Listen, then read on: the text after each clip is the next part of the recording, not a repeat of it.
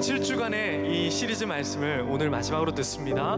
국악 찬양으로 임리하는 마지막 주간인데요, 우리 다 같이 일어나셔서 마지막인 만큼 우리 2절에서는 함께 손을 높이 들고 하나님 찬양하기를 원합니다.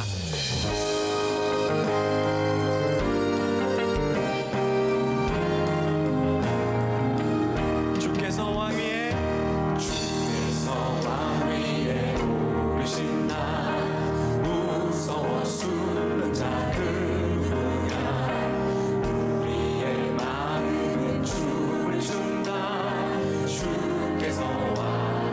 정의의 오른팔 높이 든다.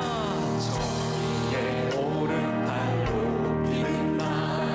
두려웠던 자들 누구냐. 상처나 조모가 노래하라. 주께서 왕이시. 우리 함께 주님을 높여드립시다. 할렐루야.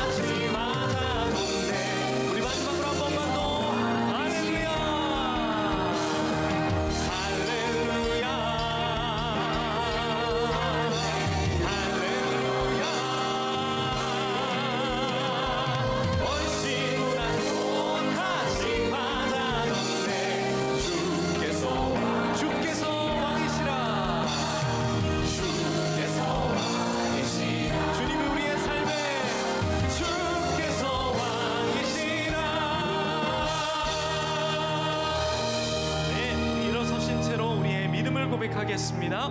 나는 전능하신 아버지 하나님 천지의 창조주를 믿습니다. 나는 그의 유일하신 아들 우리 주 예수 그리스도를 믿습니다. 그는 성령으로 잉태되어 동정녀 마리아에게서 나시고 십자가에 못 박혀 죽으시고 장사된 지 사흘 만에 죽은 자 가운데서 다시 살아나셨으며 하늘에 오르시어 전능하신 아버지 하나님 우편에 앉아 계시다가 거기로부터 살아있는 자와 죽은 자를 심판하러 오십니다. 성도의 교제와 죄를 용서받는 것과 몸의 부활과 영생을 믿습니다. 네, 다 자리에 앉으시겠습니다.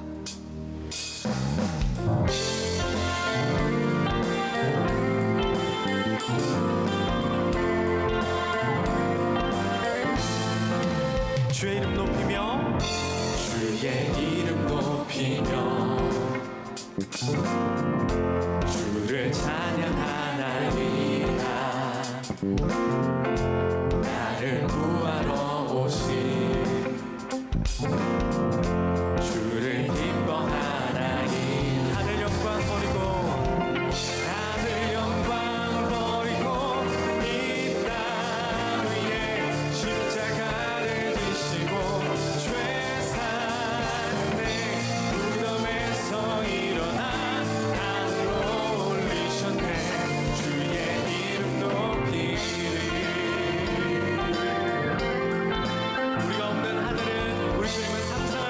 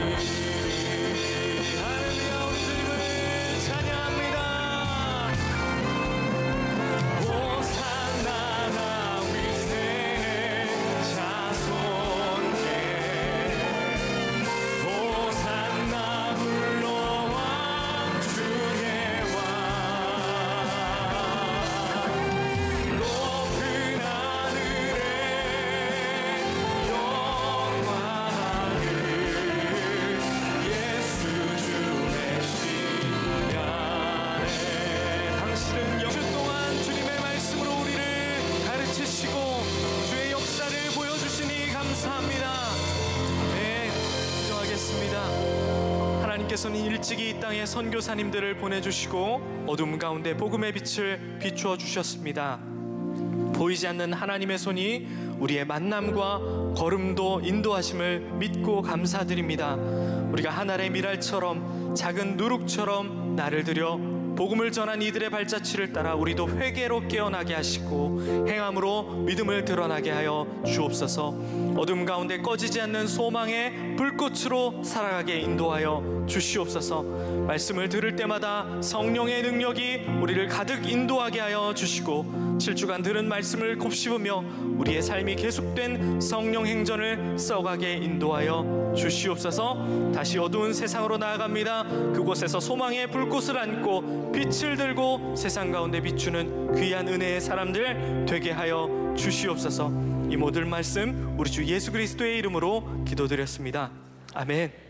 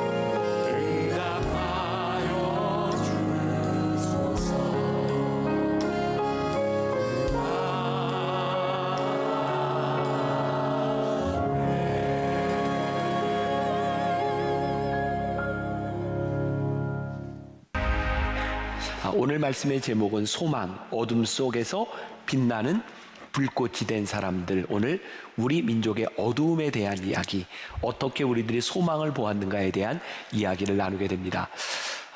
지난 주일날 설교를 마치고 저녁에 제 설교 원고를 가지고 다시 또 보면서 갑자기 그런 생각이 들었어요.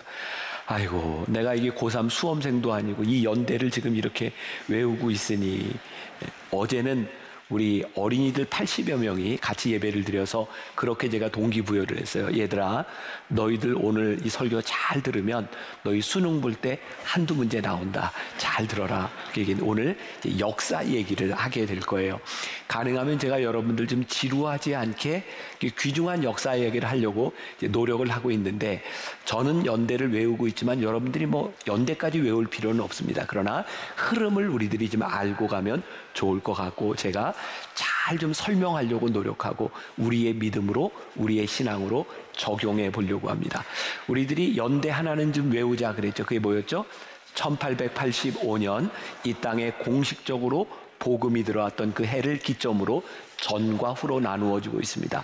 오늘은 이제 그 후에 있었던 마지막 이야기가 될 텐데, 특히 항일 투쟁과 함께, 독립 투쟁과 함께 우리 복음이 어떤 역할을 했는가, 이런 부분들을 함께 나누게 됩니다.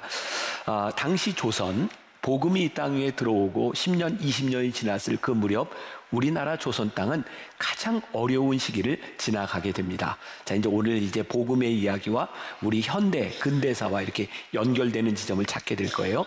1894년 우리나라에는 굉장히 중요했던 사건이 하나 있었죠. 청일 전쟁이 일어나게 됩니다. 1년여 동안 전쟁이 이어지고요. 그 다음해인 1895년 시모노세키 조약을 맺으면서 이제 청일 전쟁이 마무리를 하게 됩니다. 청일 전쟁의 여파로 우리나라에는 을미사변이 일어나게 되죠. 을미사변 아세요? 명성황후가 시해됐던 그런 사건입니다. 바로 또 을미사변 때문에 우리나라에는 을미의병 운동이 일어났던 가장 어려웠던 그런 시기를 지나갑니다. 그런가 하면 러일 전쟁이 일어났던 때를 보면 1904년 러일 전쟁이 일어났고, 그 다음에는 일본이 러시아에 승리한 여파로 우리나라에 굉장히 중요한 조약이 하나 체결되게 돼요. 그게 을사늑약입니다. 1905년. 우리나라는 실질적으로 이때 외교권을 다 빼앗기고 주권을 빼앗기게 빼앗기는 일이 일어나게 됩니다. 1895년 그리고 1905년에 우리나라에 이런 어려운 일이 일어나고 있었던 이때에 신앙적으로 보면 선교사들의 활약과 그리고 교계에 많은 일들이 일어나고 있는 것들을 보게 됩니다. 그러면 우리나라에 들어왔던 이 선교사들과 이 복음의 역사가 왜 항일투쟁, 독립운동과 연결이 될 수밖에 없었는가 보면 어쩌면 아주 간단한 논리이기도 합니다. 당시에 복음을 전했던 선교사들이 용납할 수 없는 게 있었어요. 그게 뭐냐면 1910년 한일 합방이 되고 난 이후에 일본은 어떤 정책을 쓰냐면 신사참배를 강요하게 되죠. 그런데 유일신 하나님을 믿는 기독교인들에게는 이 신사참배가 용납이 될 수 없는 일이었어요. 그런 종교적인 신앙적인 이유와 더불어서 우리나라에 독립투쟁을 하던 사람들과 잘 맞아 들어가게 됩니다. 그래서 우리나라 이 땅의 조선 근대사의 이 선교와 복음운동은 독립운동과 연결되는 것을 보게 되죠. 그래서 우리들이 들으면 알만한 유관순 열사, 안중근 의사, 월남 이상재 선생, 남궁옥 열사, 서재필과 같은 우리 근대사의 중요한 인물들은 모두 신앙을 가졌던 인물들이었습니다. 제가 다시 한번 이야기하지만 우리가 회복해야 될 것이 있어요. 우리나라 역사를 배우면서 언제부터인가 우리 근대사에 정말 필수적인 우리 기독교의 역사들, 이건 제가 기독교 중심적으로 편협하게 보려는 것이 아니라 객관적인 역사 가운데서 우리의 신앙이 어떤 역할을 했는지를 우리가 다시 역사 교과서 안에서 우리들이 회복해야 될 부분이기도 합니다. 자, 이 지점에서 어떤 사람은 왜 의사로 불리고 어떤 사람은 왜 열사로 불리는지 궁금하지 않으세요? 궁금하면 제가 얘기를 해드리고 안 궁금하면 그냥 넘어가고. 궁금해요. 예, 그래서 제가 얘기를 좀 할게요. 뭐 아는 분도 있겠지만 안중근 의사라고 부르고 이준 열사라고 부릅니다. 의사의 기준은 뭐냐면 독립운동을 하는데 물리적인 행동을 하고 죽은 사람을 의사라고 부르고요. 독립운동을 하지만 물리적인 행동을 하지 아니하고 그렇게 죽었던 사람을 열사라고 부릅니다. 그래서 안중근 의사와 윤봉길 의사 같은 사람은 직접 총으로 폭탄으로 물리적인 행동을 하고 사형을 당하게 되죠. 의사입니다. 이준 열사는 해외에 파견이 되었지만 어떤 물리적인 행동을 해외에서 하지 않습니다. 그러나 병을 얻었다고 하는데 우리 역사적으로 그게 화병이 아니었겠는가 이렇게 이야기를 하기도 합니다. 왜냐하면 만국 평화회담장에 들어가지도 못하고 아무것도 하지 못하고 화가 났죠. 이준 열사는 그렇게 죽습니다. 의사와 열사의 기준은 그렇게 됩니다. 자, 오늘 본문 말씀을 제가 왜 로마서 5장 3절부터 5절까지의 말씀을 택했는가? 당시 사도 바울이 로마에 있는 교인들에게 편지를 쓸 때 마치 그 상황은 우리 민족이 일제에게 어려움을 당하고 있는 것처럼 예수를 믿는 것 때문에 로마 제국에서 많은 어려움을 당하고 죽임을 당하던 그런 시대였어요. 어쩌면 그때 믿음을 지켰던 로마 교인들에게 썼던 이 편지가 일제강점기에 복음의 신앙을 지켰던 우리들에게 참 맞는 딱 들어맞는 말씀은 아닐까라는 생각에서 오늘 본문을 택하게 되었습니다. 3절과 4절 다만 이뿐 아니라 우리가 환난 중에도 즐거워하나니 이는 환난은 인내를 인내는 연단을 연단은 소망을 이루는 줄 알미로다. 어두운 우리 민족의 역사 가운데서 교회는 환난 등불이 됩니다. 환난과 핍박 가운데서 소망을 잃지 않을 수 있었던 아주 중요한 이유 가운데 안에는 우리들이 가지고 있었던 복음의 이유이기도 합니다. 환난은 이 땅을 흔들어 놓았지만 이 역사를 바꾸는 원동력이 되었던 것도 우리들이 보게 됩니다. 자, 우리의 역사에는 잘 알려져 있지 않은 한 역사 이야기를 여러분들에게 하려고 합니다.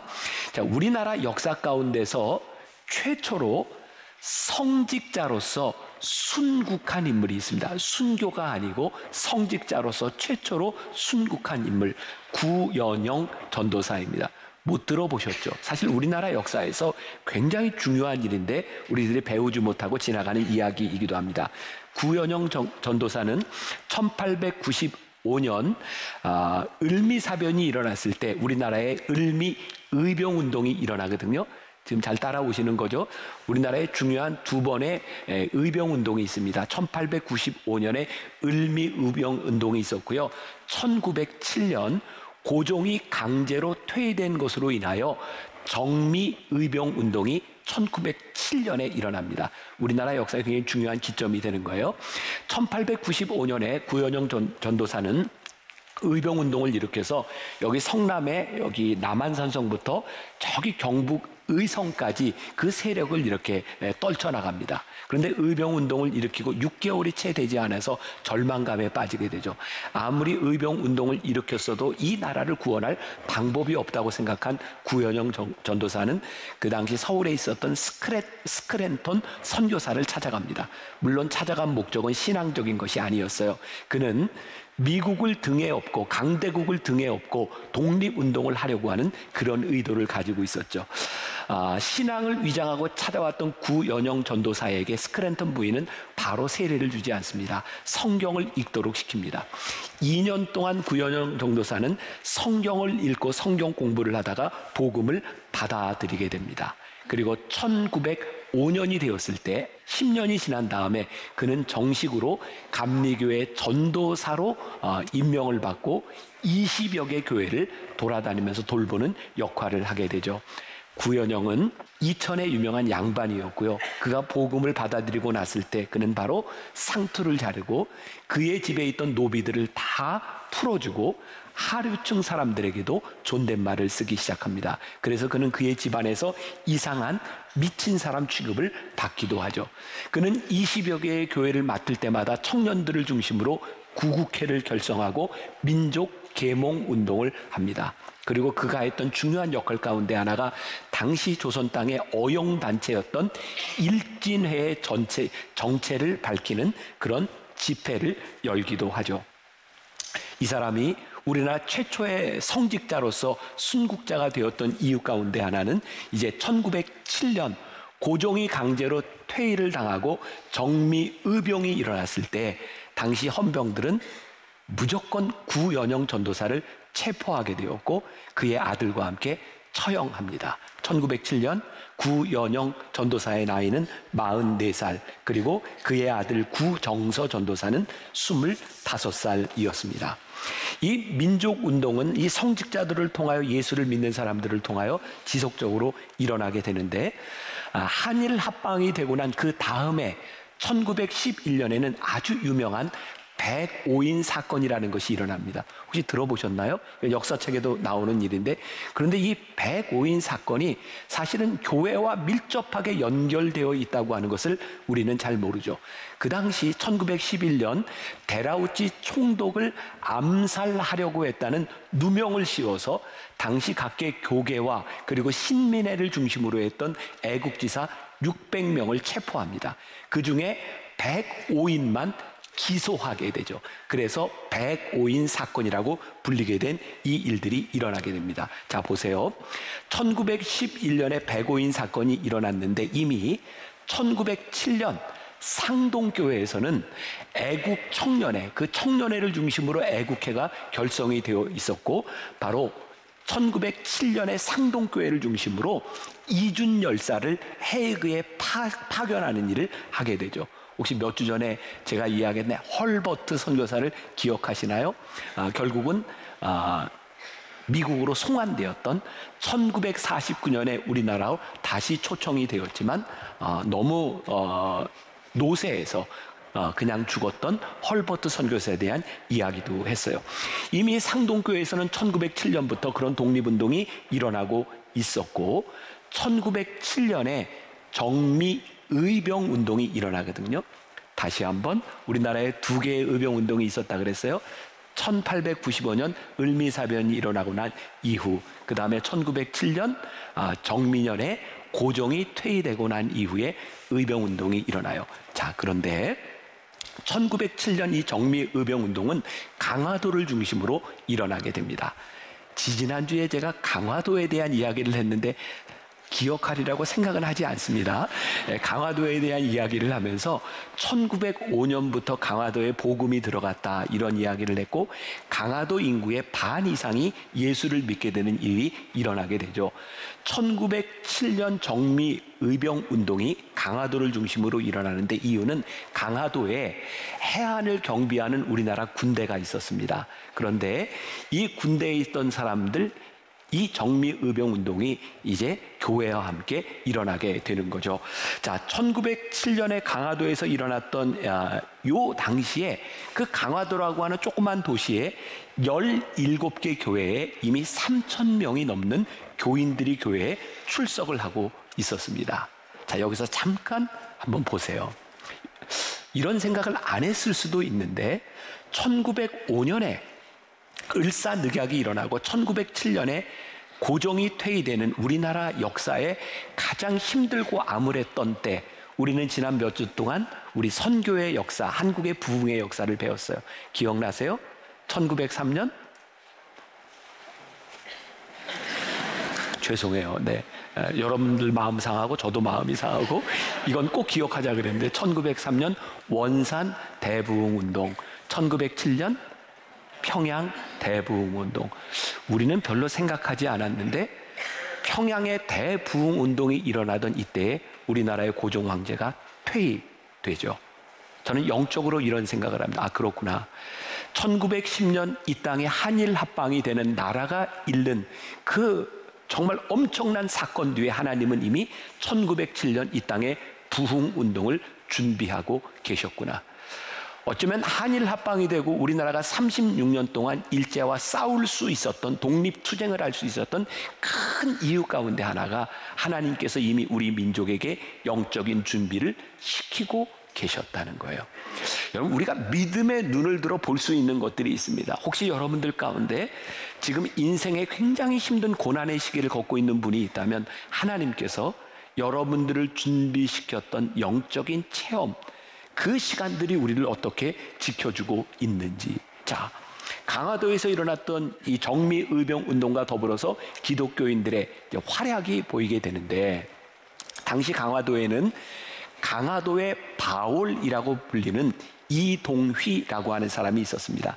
그는 강화도의 진위 대장 출신이라고 하는데 아마도 수비대의 어떤 직책 중에 하나였던 것 같아요. 이 이동휘는 1905년에 세례를 받았고 1907년 이 정미의병운동이 일어났을 때 헌병대, 일본 헌병대에 체포를 당하게 됩니다. 그런데 이 이동희는 세례를 받고 어떤 운동을 벌이게 되냐면 일동일교 운동을 벌이게 됩니다. 이런 캐치프레이즈를 들고 나라를 구하려면 예수를 믿어야 된다. 그래서 마을 하나에 교회 하나, 학교 하나를 세워야 된다. 그는 30개 지역에 학교를 세우고 민족 사관학교를 만들고 성경 공부를 시키는 운동을 하다가 투옥됩니다. 그 당시 강화도에는 강화의 아브라함이라고 불리우는 김동수 권사가 있었습니다. 정미의병 운동이 일어나자 일제는 이 정동수 권사와 형제 셋을 체포하고 이 더림이 해안이라고 하는데 아마 강화도에 굉장히 후미진 해안이었던 것 같아요. 거기로 데려가서 3명을 살해하게 됩니다. 이 강화의 아브라함이라고 불렀던 김동수 권사의 나이는 45살, 그의 동생 김영구는 44살, 그의 사촌 동생 김남수는 23살이었습니다. 이 3형제의 죽음으로 인하여 강화도 주민들 사이에 이런 이야기가 떠돌게 되죠. 기독교는 나라를 사랑하는 종교다. 그리고 1년 만에 강화도에는 30교회의 교회와 5,000명이 넘는 교인들이 교회에 출석하게 됩니다. 여러분, 그 당시 강화도 100여 년 전 강화도에 5,000명의 교인들이 출석하고 있었다는 일이 굉장히 놀라운 일이었고 바로 1908년 고해에 강화도를 관리하던 대밍 선교사가 미국 선교회에 보고한 편지에 이런 내용이 있습니다. 조금 읽어드릴게요. 강화 사업은 높이 평가받아 마땅합니다. 강화교회는 독자적으로 장로사, 지금으로 얘기하면 관리하는 감리사예요. 한 사람이 주재하며 이를 보아야 할 정도로 커졌습니다. 이는 피의 세례 결과입니다. 외국인의 눈에, 선교사의 눈에 강화 땅에 복음이 전해졌던 이유, 부흥의 이유가 피의 세례였다. 이 시리즈 첫날 저는 터툴리안이라는 초대교부 이야기를 통해서 여러분들에게 그런 이야기에서 교회는 선교자의 피를 먹고 크는 겁니다. 오늘 이 나라 대한민국이 있을 수 있었던 이유, 오늘날 우리가 이 교회에서 예배드릴 수 있었던 이유, 하나님을 믿고 먼저 알았던 사람들의 피의 세례의 결과였다고 하는 것을 우리들이 부정하지 못할 거예요. 오늘 우리들이 환난 가운데서 소망을 본다. 이 부분에 우리들이 한번 주목해 봅시다. 구약의 선지자 중에 눈물의 선지자로 불리우는 예레미야가 있습니다. 예레미야는 이스라엘 백성들이 포로로 잡혀가는 환상을 보고 이스라엘 백성들이 망하는 모습을 바라보며 울며 복음을 전했던 눈물의 선지자라고 하는 별명이 붙었던 사람입니다. 근데 참 놀랍죠? 포로로 잡혀가는 그 상황 가운데서 예레미야는 이스라엘 백성들이 귀환하는 환상을 바라보고 예언을 합니다.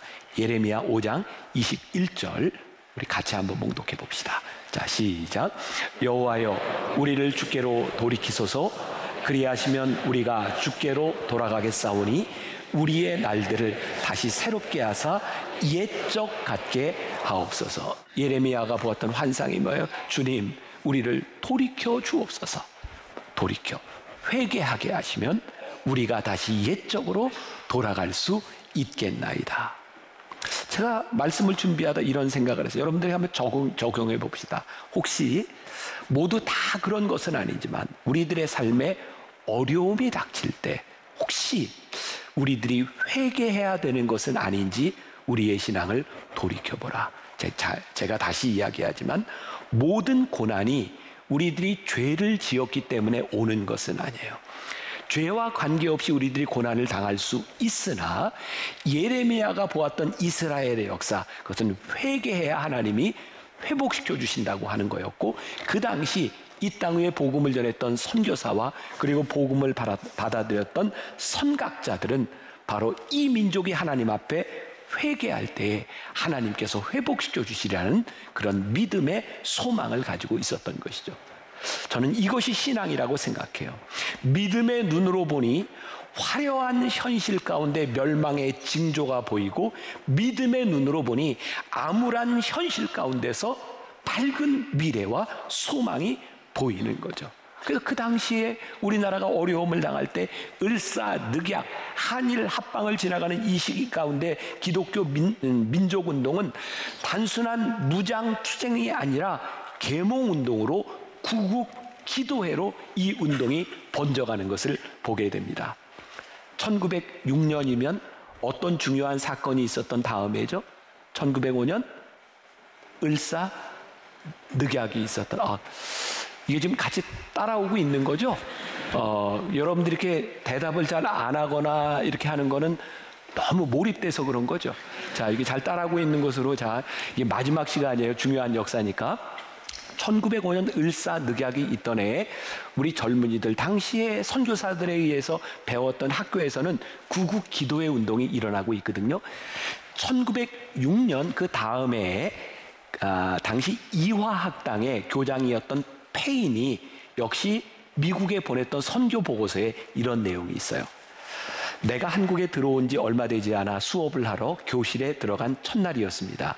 원문 선생이 내게 와서 기도회 때문이라고 하면서 내가 맡은 3교시 수업에 학생들이 조금 늦더라도 양해해 달라고 하였습니다. 며칠 후 학생들에게 기도의 목적이 무엇이냐고 물었더니 우리는 나라를 위해 기도하고 있습니다 라고 하였습니다.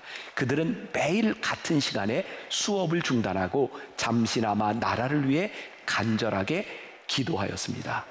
이 정오 기도회는 이 학기 중에만 있었던 것이 아니라 방학이 돼서 학생들이 고향에 내려가면 같은 시간에 학생들이 정오 기도회를 열었다 그래요. 그때 그 자녀들이 기도하는 모습을 바라보면서 외국 오랑캐 종교라고 생각했던 기독교, 그 신앙이 무엇인지를 궁금하게 여겼던 부모들이 믿음으로 돌아오게 되죠.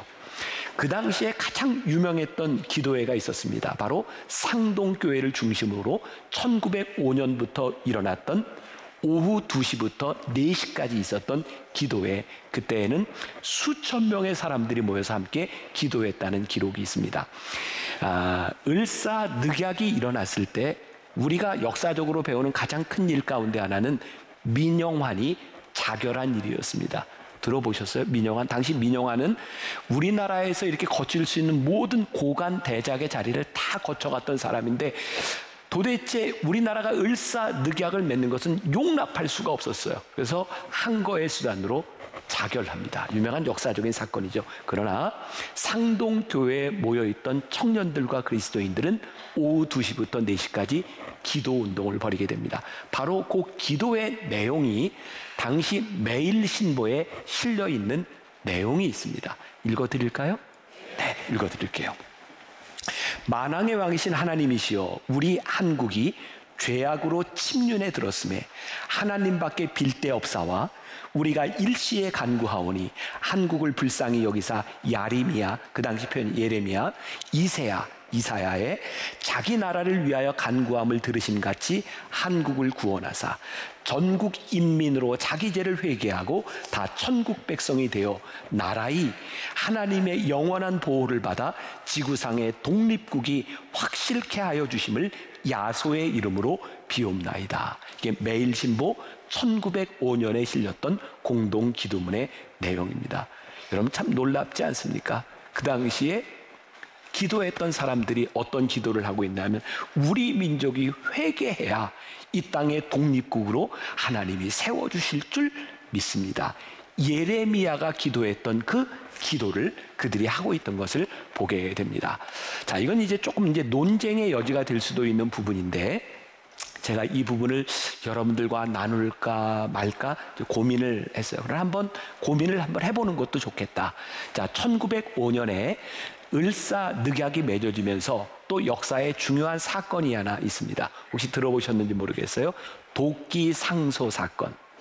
역사책에 나오는 일인데, 이 도끼 상소는 뭐냐면 이 을사늑약을 도저히 받아들일 수 없다. 그 당시에 유생들이 도끼를 메고 이게 받아들이지 않으면 우리의 목을 치시오라고 하는 의미로 도끼를 메고 상소하는 거였어요.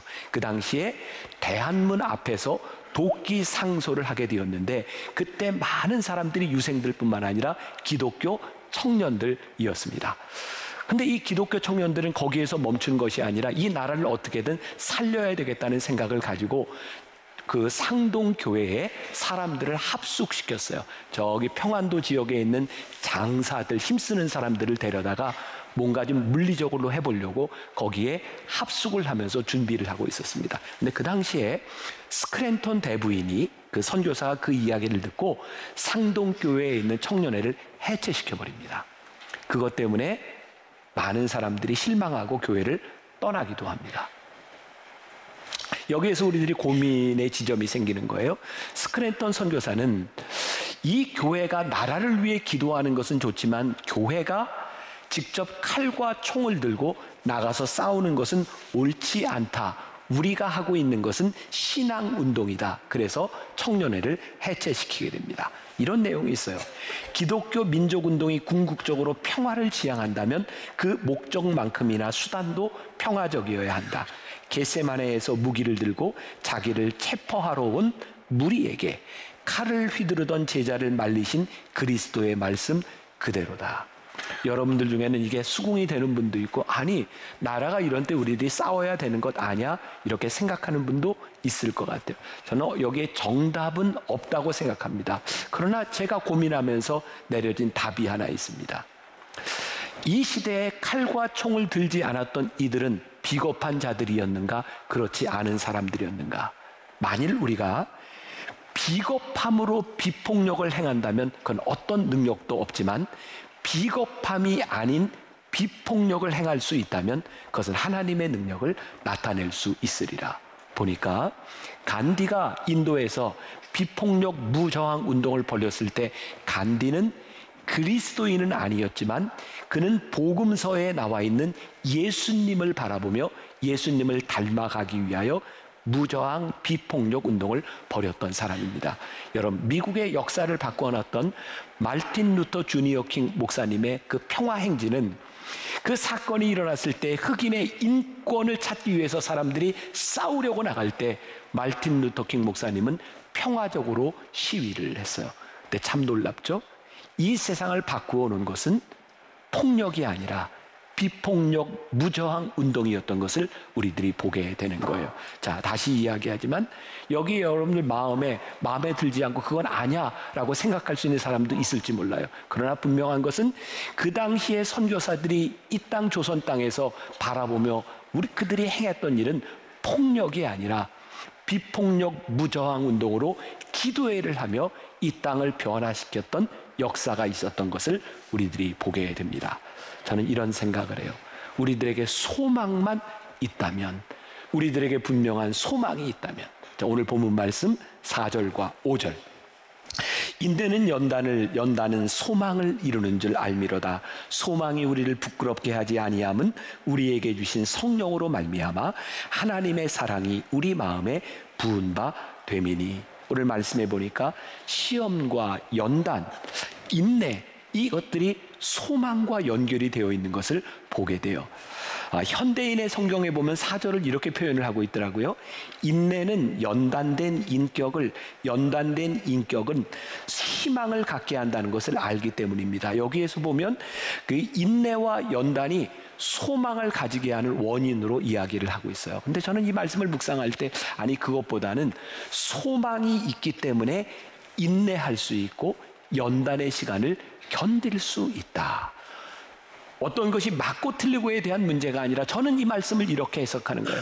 그 시대에 구한말 복음이 이 땅에 들어와 소망을 가졌던 그 믿음의 사람들로 인하여 그들은 인내했고 인내 가운데 연단을 받을 수 있었다. 그게 우리 구한말 기독교의 역사, 한국의 근대사라는 생각을 해요.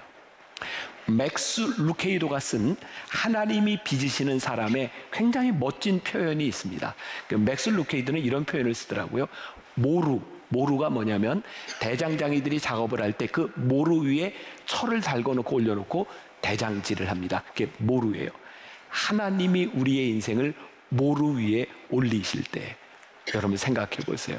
모루 위에 올려진 그 철은 시뻘겋게 달궈진 뜨거운 불이고 대장장이가 망치로 내려치는 아픔을 경험해야 되는 거예요. 맥스 루케이도가 이렇게 이야기합니다.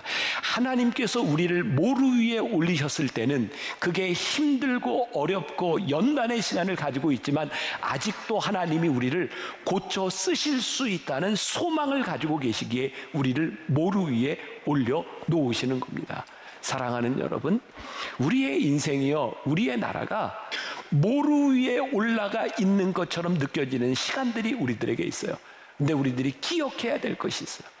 하나님이 우리를 모루 위에 올리셨다면 우리들에게 소망이 있다는 증거다. 하나님이 우리를 고쳐 쓰시고자 하는 의도가 있다는 증거이다. 오늘날 우리들이 지금 이 대한민국을 바라보면서 그 시대를 지나가며 하나님이 우리를 빚으셨던 것처럼 우리는 소망을 바라볼 수 있는 거죠. 아랍의 속담에 이런 말이 있죠. 햇볕만 쏟아지면 사막이 된다. 사막은 굉장히 힘든 곳이에요. 근데 어떻게 사막이 되는가? 비바람을 맞지 않으려고 햇볕만 들어오면 사막이 되는 겁니다. 저는 우리 그리스도인의 삶을 이렇게 표현할 수 있을 것 같아요. 우리 인생의 십자가는 우리 신앙인들에게 선택 과목이 아니라 필수 과목이다. 토마스 아켄피스의 그리스도를 본받아라는 책에 보면 지금은 조금 다른 표현이지만 예전 표현에 보면 이렇게 되어 있다. 십자가를 끌지 말고 바싹 지라. 그러면 정녕 십자가가 너를 안고 가리라. 저는 이 표현이 너무 좋아요. 십자가는 절대로 우리들이 피해갈 수 있는 게 아니에요. 우리의 인생의 십자가는 늘 찾아옵니다. 그런데 십자가를 끌면 힘들어요. 근데 내가 십자가를 끌지 않고 십자가를 바싹 지면 십자가가 우리를 안고 가는 놀라운 신비를 경험하게 되는 거예요. 이게 기독교의 신비. 우리가 고난주간을 지나서 다음 주에 우리들이 부활절을 맞이하는 고난의 신비, 십자가의 신비가 여기에 있는 거예요. 우리의 믿음이 십자가의 과정을 지나가야 깊은 믿음의 지성소로 들어가는 거예요. 십자가가 없이 우리는 절대로 부활의 길을 갈 수 없어요. 우리의 인생에 지름길이 있을 수 없어요. 여러분, 백오인 사건이 일어난 그때에 105인이 기소가 되었고 제일 늦게까지 감옥에 갇혀있던 사람 중에 하나가 우리가 잘 아는 이승훈 선생입니다.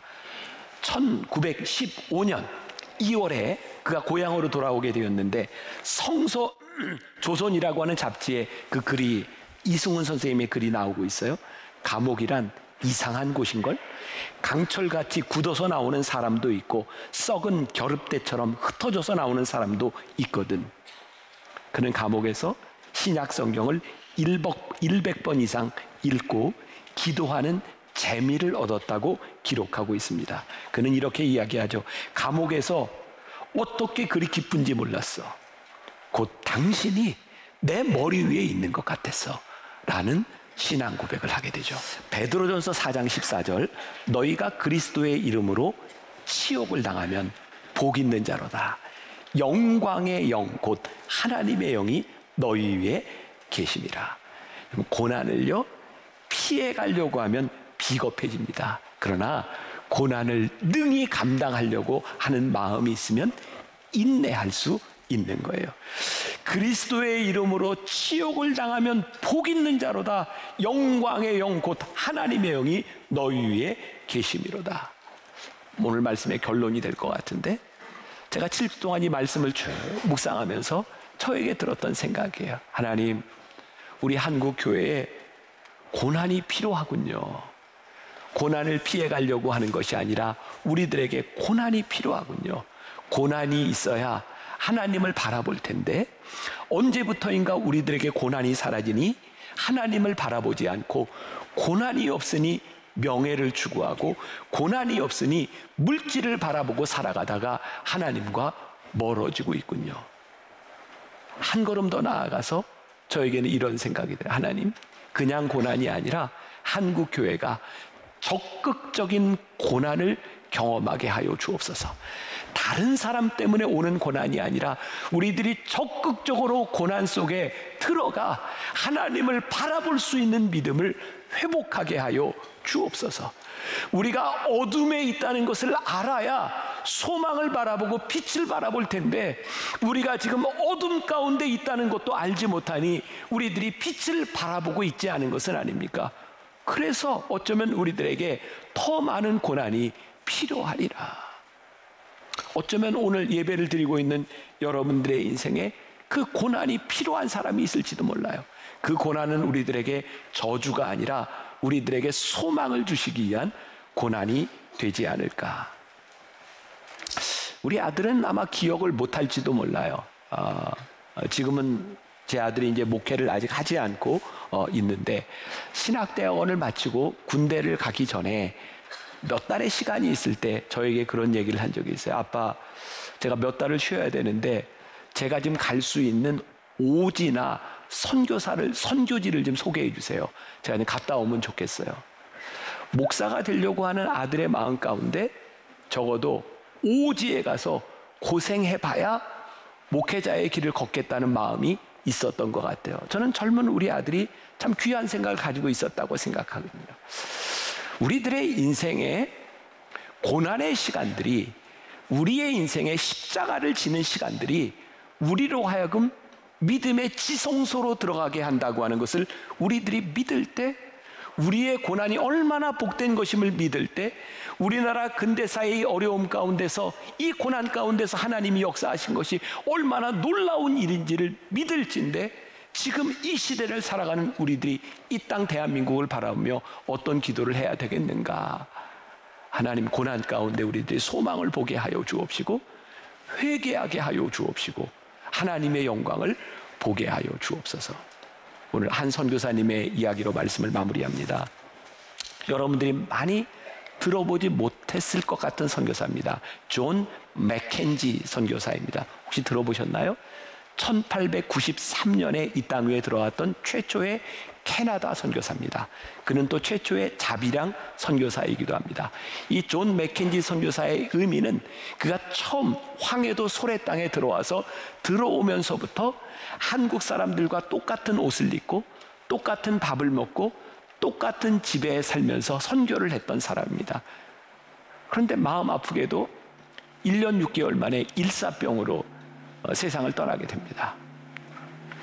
제가 계속 그런 선교사 이야기만 하게 돼요. 하나님, 이런 사람은 좀 살려주셔야 되는 것 아니냐고.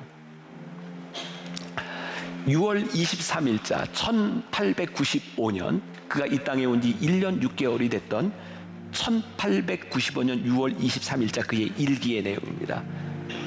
나의 마음은 더 이상 기대할 수 없을 정도로 평안하다. 예수님은 나의 유일한 희망이다. 그러나 나의 몸은 고통이 심해서 더 이상 글을 쓸 수 없다. 그러나 죽음이 아니길 바란다. 내가 한국인과 살았기 때문에 이렇게 되었다고 말하게 될 많은 사람들 때문이다. 내가 조심하지 않았기 때문이다. 낮에는 뜨거운 햇볕 아래 전도하고 밤이면 공기가 추워질 때까지 앉아 있었기 때문이다.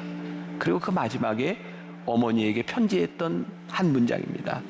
예수님만이 유일한 희망입니다. 어머니, 더 이상 글을 쓸 수가 없습니다. 너무 아픕니다, 어머니. 그리고 그는 조선 땅에 온 지 1년 6개월 만에 세상을 떠납니다. 그의 죽음을 바라보고 우리 조선 사람들과 똑같이 살며 복음을 전했던 그를 바라보고 황해도 소래에 있던 많은 사람들이 복음을 받아들이게 되죠. 그런데요, 그가 죽었던 그 시간에 그의 약혼녀 루이스 맥컬리가 배를 타고 한국으로 오고 있었어요. 오는 중간에 약혼자가 죽었다는 소식을 듣습니다. 그리고 루이스 맥컬리는 이 땅에 들어와서 시신을 수습하고, 그리고 약혼자의 비석에 이렇게 글을 새깁니다. 주의 말씀에 밀알 하나가 땅에 떨어져 죽으면 열매가 많다함이 옳도다. 소래교회는 조선의 처음 열매요, 목사의 몸은 여기 자도다. 그의 죽음으로 소래교회를 돌볼 사람이 없었어요. 당시에 이 교회를 총괄하고 있던 사람이 1885년 장로교 최초의 선교사였던 언더우드였습니다. 언더우드는 그가 관리하던 누군가를 거기에 파송해도 되지만 그렇게 하지 않고 캐나다 장로교 선교부에 편지를 씁니다. 여기에 맥컬리가 잠들었는데 너희가 그의 죽음을 헛되이 하지 않으면 좋겠다. 그리고 3년 후 5명의 선교사가 한국에 파송이 되고 이어서 100명이 넘는 캐나다 선교사들이 조선 땅에 들어오게 됩니다. 루이스 맥컬리는 그가 가지고 있었던 전 재산, 지금으로 치면 굉장히 많은 돈입니다. 3,000불을 소래교회에 헌금하고 그녀는 혼자의 몸으로 평생 동안 이 땅 위에서 선교하다가 여성들을 위하여 여성 신학교를 짓고 여전도회를 만들고 그렇게 선교하다가 함흥 땅 원산 지역을 선교하다가 죽습니다. 우리가 고난이라고 생각할 수 있었던 그 많은 일을 하나님은 고난으로 끝맺도록 하지 않으셨어요. 고난의 시간들을 통하여 하나님은 소망을 보게 하셨고 그 소망의 결과가 지금 우리들이 앉아있는 이 자리인 거예요. 그래서 오늘 우리가 믿음으로 우리의 신앙으로 이 나라와 이 민족을 바라보는 거예요. 하나님, 이 나라 대한민국, 하나님이 믿음의 역사를 통하여 신앙으로 세우셨던 이 나라 대한민국이 다시 한번 기도하고 말씀을 듣고 회개하는 우리들을 통하여 이 나라가 다시 세워지게 하여 주옵소서. 제가 7주 동안 말씀을 나누었는데 여러분, 교회가 이 땅의 소망임을 믿으십니까? 교회가 이 땅을 바꿀 수 있음을 믿으십니까? 폭력과 힘이 아니라 하나님의 역사가 이루어질 때 하나님 이 땅 대한민국을 하나님이 붙잡아 주실 줄 믿습니다.